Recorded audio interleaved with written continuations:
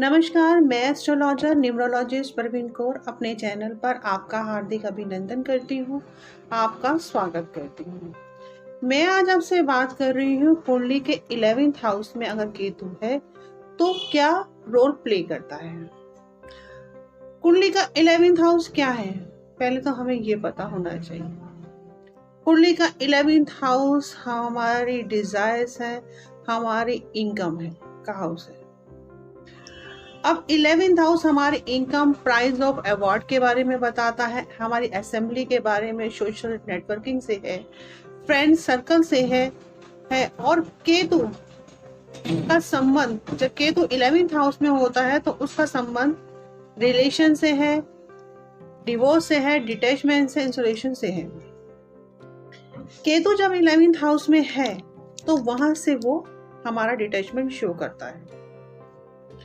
जब हम डिटैचमेंट हमारा शो होता है तो हम उस चीज से हमारा अलगाव पता चलता है कि हम उस चीज से कितना फ्रीली हैं, कितना उसके साथ अटैच हैं। 11th हाउस का केतु का मतलब है कि वहां से हमारी डिजायर्स खत्म हो चुकी हैं, हमारे एम जो एम्बिशियस है, हमारी जो पैसा कमाने की डिजायर्स है वो नहीं है। यानी कि इनका एक होता है कि इनकम और सोर्सेज हो रही है, एक होता है पैसा कमाने की भूख होना। तो वो वहां से शो होता है। केतु अगर 11th हाउस में है तो वहां से उस व्यक्ति की जो पैसा कमाने की डिजायर्स है, जो उसके एम्बिशियस है, जो उसकी लाइफ में प्रोग्रेस करने का सिस्टम्स है, वो वहां से खत्म दिखाई देता है। उसके बाद 11th हाउस से वहां पे ऐसे व्यक्ति को वहां अपनी लाइफ में कुछ भी अचीव करने की आदत नहीं होगी, लोगों से बातचीत करने की उसको हैबिट नहीं होगी, जितना वो लोगों से थोड़ा उसका डिटैचमेंट ही शो होगा, ना उसको अपने फ्रेंड सर्कल्स में ज्यादा उठने बैठने की हैबिट होगी। उसके बाद वहां राहु केतु 11th हाउस से 3rd हाउस पे एक्सेप्ट करता है। अब 3rd हाउस क्या है? 3rd हाउस हमारी छोटी छोटी यात्राएं हैं, हमारे यंगर ब्रदर एंड सिस्टर का हाउस भी है, हमारी एजुकेशन भी है और हमारी कम्युनिकेशन स्किल भी वहां से पता चलता है। तो जब ऐसा ये सब देखने के लिए मिलता है तो ऐसे में उस पर्सन का अपने लाइफ के लोगों यानी कि अपने यंगर ब्रदर सिस्टर से कोई अटैचमेंट नहीं होगा, उसका अपने बहन भाइयों से अटैचमेंट नहीं है, अपनी सोशल नेटवर्किंग से उसका कोई रिश्ता नहीं है, वो कम्युनिकेशन स्किल उसका कम होगा, वो लोगों से मिलता जुलता भी होगा तो कम बातें करता होगा।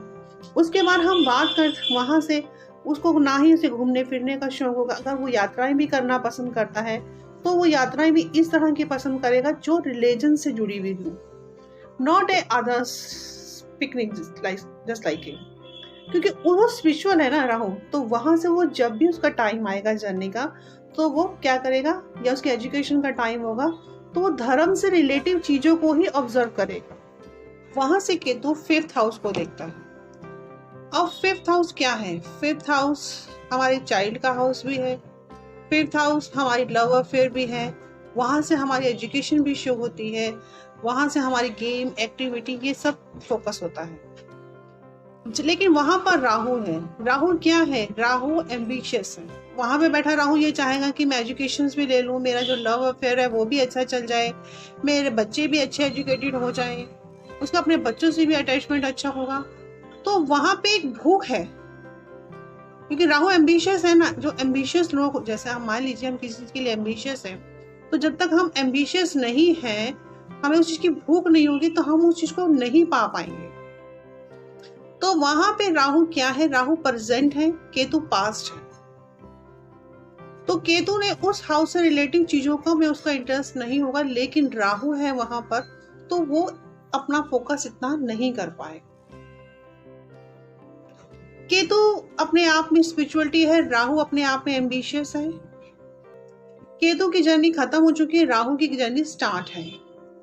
तो हो सकता है ऐसा व्यक्ति अपने बच्चों के लिए, अपने करियर के लिए, अपनी एजुकेशन के लिए, अपनी एक्टिंग के लिए या फिर मीडिया लाइंस में जाने में इंटरेस्टेड हो, इन चीजों पर उसका फोकस होगा। अब बात आती है 7th हाउस पे। केतु वहां से 7th हाउस पे एक्सेप्ट करता है। जब 7th हाउस क्या है? 7th हाउस हमारा लाइफ पार्टनर है, हमारा बिजनेस। तो हो सकता है ऐसे व्यक्ति का अपने लाइफ पार्टनर से अपने बिजनेस में कोई इंटरेस्ट ना हो।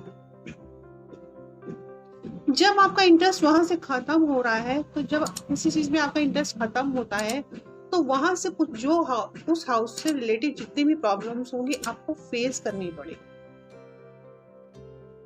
अब 7th हाउस में केतु का एक्सेप्ट पड़ रहा है, तो फेस किसे करनी पड़ेगी? लगन को, यानी कि उसके लाइफ पार्टनर्स को। केतु का एक्सेप्ट जिस हाउस में पड़ रहा है वहां से उसका डिटैचमेंट शो होता है। ऐसे व्यक्ति को वहां से रिलेटेड चीजों में कोई इंटरेस्ट नहीं होता, क्योंकि केतु वहां से उसका इंटरेस्ट खत्म कर रहा है, एक अलगाव पैदा कर रहा है। जब आप किसी चीज से डिटैचमेंट होता है तो आप वहां से पीछे हट जाते हैं, आपका उस हाउस से रिलेटेड चीजों में इंटरेस्ट नहीं है। लेकिन मैरिड लाइफ एक ऐसी लाइफ होती है जहां एक दूसरे पे केयर की जाती है, एक दूसरे पे फोकस किया जाता है, तभी ये हैप्पी हो जाती है, चाहे ये बिजनेस है चाहे वो मैरिज लाइफ हो। लेकिन केतु का एक्सेप्ट पड़ रहा है तो हो सकता है वहां से उसे डिटैचमेंट हो। अब 11th हाउस है। 11th हाउस क्या है? 11th हाउस हमारी इच्छाएं हैं, हमारी इनकम है। तो हो सकता है कि उस व्यक्ति की डिजायर्स वहां पे खत्म हो रही है, उसकी इच्छा ना हो अपने लाइफ पार्टनर से वो रिलेशन बनाने की, या उसको अपने लाइफ पार्टनर में इंटरेस्ट ना हो, अपने बिजनेस में इंटरेस्ट ना हो सकता है डिवोर्स का रीजंस भी कुछ पैसा हो, कुछ इस तरह की रिलेशनशिप हो जिसकी वजह से वो डिवोर्स हो गया हो।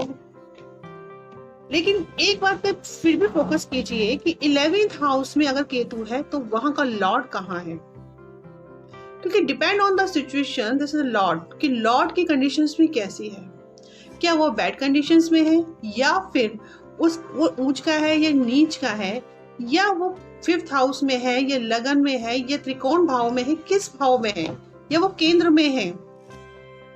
क्योंकि केतु के हमने बताया है केतु वहां 11th हाउस में है तो व्यक्ति का डिटैचमेंट शो कर रहा है, और जहां जहां उसका एक्सेप्ट पड़ेगा वहां से उसका डिटैचमेंट शो होगा। अब वो डिटैचमेंट कम्युनिकेशंस को लेकर भी है, उसका अपने एजुकेशंस को लेकर भी है, अपने लाइफ पार्टनर को लेकर भी है, अपने बहन भाइयों से भी है, अपने बिजनेस से भी है। क्योंकि 11th हाउस डिजायर्स है, आपकी डिजायर्स जितनी होगी आपके अंदर उतनी ही एम्बिशियस भी आप होंगे। जब आपकी डिजायर ही खत्म हो गई तो आप एम्बिशियस क्या होंगे? क्योंकि आप केतु 11th हाउस में अगर सिचुएटेड है तो व्यक्ति धर्म पे रह के कुछ भी कमाना चाहे। केतु क्या है? केतु अपने आप में मोक्ष का कारक है, वो आपको ईश्वर से जोड़ रहा है और सोशल नेटवर्किंग से हटा रहा है। क्योंकि ये लाइफ का रूल है, ये प्रकृति का नियम है, जब हम किसी चीज से हटते हैं तो किसी और चीज से जुड़ते हैं। अगर हम ईश्वर से जुड़ रहे हैं तो हम सांसारिक चीजों से हट जाते हैं, और अगर हम सांसारिक चीजों से जुड़ते हैं तो हम ईश्वर से हट जाते हैं। क्योंकि ईश्वर हमेशा बहुत ही रियल चांसेस होता है, ये बहुत ही लकी पर्सन्स होते हैं कि ईश्वर उनको दोनों ही चीज की एबिलिटी देता है। क्योंकि धर्म पे रहना और आप बहुत ही मुश्किल काम होता है, क्योंकि ये जर्नी बहुत ही डिफिकल्ट है, और आज के टाइम में तो खास तौर से क्योंकि आज का टाइम जो है वो स्पिरिचुअलिटी का कम है, आप अपने करियर की तरफ फोकस ज्यादा है। तो मैंने ये बताया है आपको 11th हाउस में केतु है तो वो क्या रोल प्ले करता है। जब केतु वहां पर है तो वो आपको हर चीज से डिटैचमेंट कर रहा है, आपके डिजायर्स को फिनिश कर रहा है, आपकी इनकम को खत्म कर रहा है। ऐसा नहीं है कि इनकम नहीं कर रहे हैं, ऐसे में क्या होता है कि जब केतु 11th हाउस में होता है तो मैंने आपको बोला कि वहां से अगर जिस हाउस में केतु है वहां से उसका डिटैचमेंट, तो इनकम तो चाहे उस व्यक्ति को हो रही हो, लेकिन उसे पैसे कमाने की भूख नहीं होगी, उसकी डिजायर्स नहीं होंगी।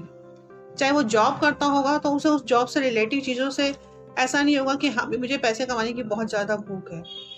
क्योंकि आपको जब किसी चीज की डिजायर्स नहीं होगी, आपको भूख नहीं होगी, चाहे वो आपका करियर है, चाहे आपकी एजुकेशन है, या एनीथिंग एल्स कुछ भी है, तो आप उस चीज को नहीं पा सकते।